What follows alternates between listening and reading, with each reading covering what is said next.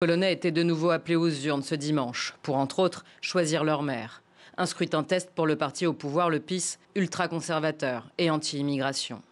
Hasard de calendrier ou pas, à 2 jours du second tour, le chef du gouvernement polonais confirmait en présence de la chancelière allemande ce que son ministre de l'Intérieur annonçait déjà au début du mois. Il est très probable que la Pologne, à l'instar de l'Autriche, de la République tchèque ou des États-Unis, ne fera pas partie du pacte global sur les migrations.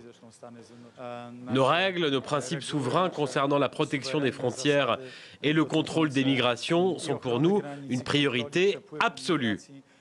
Souveraineté nationale, sécurité des citoyens, risque d'un encouragement de l'immigration illégale.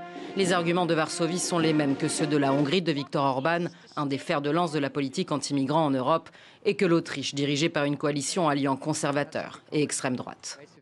Ce pacte suscite de vives inquiétudes. Nous ne pouvons soutenir son contenu ni ses objectifs.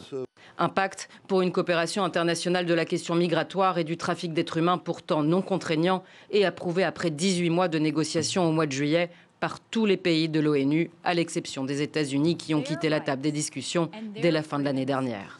La Hongrie, elle, a pris sa décision cet été après l'approbation du document qui doit être ratifié au mois de décembre au Maroc. Dans la foulée de la Pologne, la République tchèque a annoncé un probable boycott.